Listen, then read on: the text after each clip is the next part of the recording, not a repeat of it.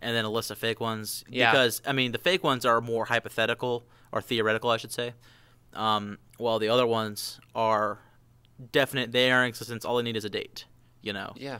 So, do you want to give me your number that 5? That being said, I will start with my number 5 for the real one. Okay. And then you can start with your number 5 for fantasy. Okay. Or did you want to do both? We should probably do them at the same time so we can compare our lists. Oh, okay. So you just want to do both number 5s? Okay. No. Just do your real, and then I'll do my real. That's what I'm talking about. Yeah. We'll do our real list first, and then we'll do our fake list first. Okay. My number 5 for my real track that I would love to see get a cup date is a Kentucky. I love Kentucky. I feel like it's a very different track. I've seen some great races there. I like it, so I picked Kentucky. Understood. My argument against Kentucky is we have enough 1.5 mile tracks in the schedule as it is. That's the only Except problem. it's 1 point. Oh, no. No, it's 1.5.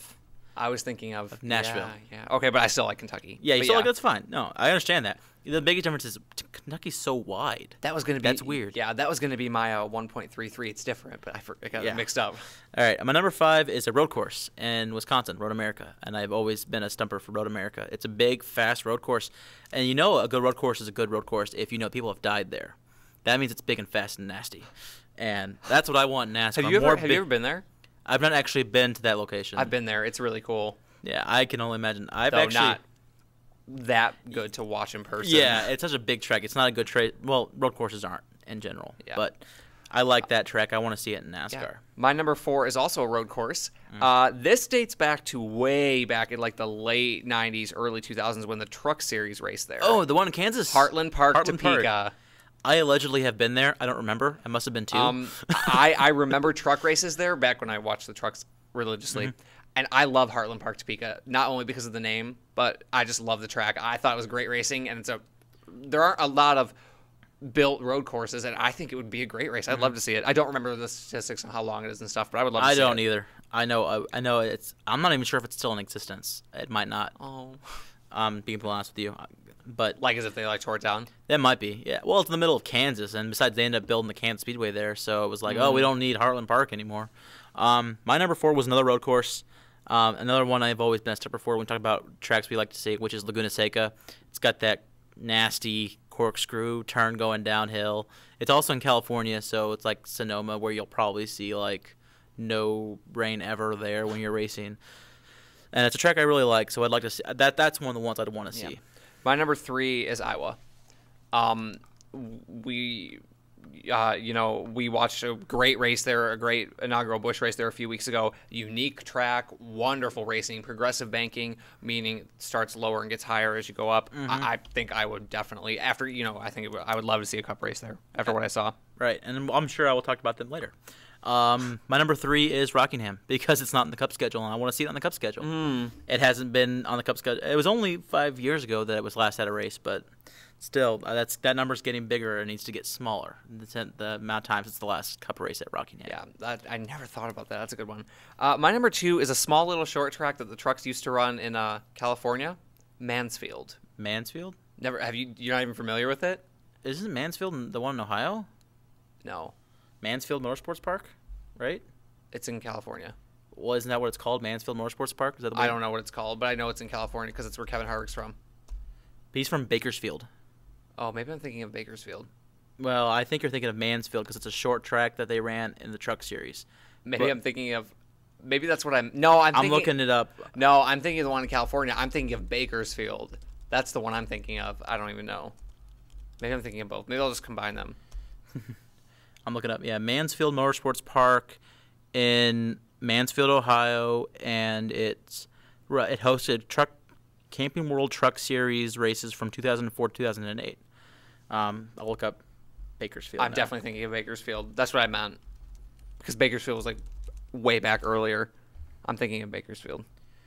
That's going to be hard to find a Wikipedia page for Bakersfield track. Motorsports. Mesa Marin? There it is. Yeah, that's what it's called. Mesa Marin. Mesa Marin Speedway, and it's like 0.3 miles. It was in operation. It's closed down from 77 to 05, and they opened a new track of it in 08. It was half mile long. Both of them are the same, and The old banking was 17 degrees, and the new banking is progressive 12 to 14. So it sounds like more of an Iowa now, or like That's ORP. I meant Mesa Marin. I definitely got the name. Mesa wrong. Marin. Yeah, you were thinking of Mansfield is in Ohio. Like I said, that's what I thought. Are we on number 2? Yeah. My number 2 was O'Reilly Raceway Park, formerly known as Indianapolis Raceway Park. The only problem with it, and this is why it's not my number 1, is because it legitimately cannot host a cup race at the state and needs a makeover as far as its garage area. But if it got that, it could host a cup race. Well, I think you know what my number 1 is. ORP. Yeah, it's IRP because or ORP. Whatever. I think you probably knew that once it wasn't up higher or lower on my list. I think you knew that's what it was, but that's my number 1. I love that track. Well, my number 1 is Iowa, and the big difference is because Iowa is better suited for right now racing. And could do it, yeah. Could do it right now. Yeah. And I really liked Iowa, that race I watched there, the Busch race, and I think it's perfect. It is the perfect racetrack. I think eventually it'll get one. Maybe. Hopefully. Hopefully, yeah, for sure. Okay, quick, we got to do our fake top 5. Okay, you go number 5. Tiburon Raceway from the NASCAR video game. And the only reason I'm not more serious about this is because you go clockwise on this track instead of counterclockwise, which is weird, and it's like 40-degree banking and like 3 miles long. It's really not feasible, but it might be fun to watch a race there. That's my number 5. Okay. Number 4, the old Daytona Beach. And on the dirt. He's talking about on the dirt. Well, yeah, when I say on the beach, I mean literally on the beach. Yeah. My number 4 is also in Daytona. It's the Daytona Road Course from the video game. From the video game. Yeah. And there's some similarities and differences, but the video game and the actual road course they actually run like the Rolex 24 on are not the same road course. My number 3 is a track from the newer series games from like 05 on PlayStation 2 and all that, which is I think it was called Levi Strauss, and it was also given other sponsors over the years. Basically, it was like a mini Pocono. It was a triangle with pretty good banking, and it was like half-mile long total, and you would just zip around there in those cars. That was my number 3. All right. Was the Levi Strauss, the Pocono, mini Pocono. Okay. My number 2 is also from the newer games, and it's a little half-mile beast known called Red Ball, also called UPS Speedway in later games because it got a sponsor.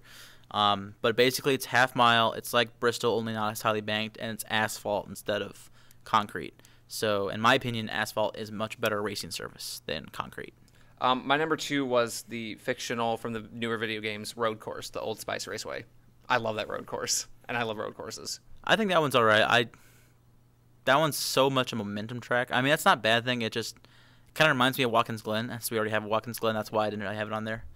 But that's my number 2. All right, my number 1 is a track that I'm going to think up right now, which I wrote down my track, which is basically going to be, think of it like a mixture of Nashville and Iowa got thrown into a blender. And you get like a track under a mile long with high banking and a tri-oval. And you're going to zip around there. I'm thinking like Bristol-sized banking, but a tri-oval. Where are you going to put it? Probably Kansas. No way. I'm going to put it in New York so we're guaranteed to get a date.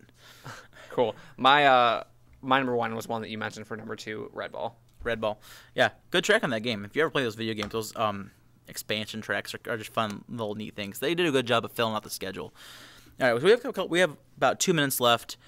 Just a reminder, we will have a show on Friday again for the first time in a couple of weeks. It'll be our last show for the time being. Foreseeable future, yeah. It won't be on FVTV. It'll only be on the internet, but please tune in. As always, I'd like to thank Mike Reynolds with FVTV and everything they've done for us. Also like to thank Wabanzi Community College, Paul Sauer, who's directing us today. What a wonderful man. Yeah, thank you, Paul. Also like to thank Shanier Perkins for all the work he's done on this show while it's been in existence. We've had a lot of help on this, and I'd like to just throw out, and Chris Klavinsky, who basically allowed me to run wild with my ideas and do this show. And Chris Moore, who always makes sure he puts us on the schedule. He's the guy that actually runs the schedule at FVTV. Yeah. I don't know if we have time. I'll put all the contact information up on the bottom. Oh, yeah. So we can just get this thing wrapped up real Definitely. quick. So for the second to last time, I'm Doug. And I'm Chris. We'll talk to you Friday. See ya.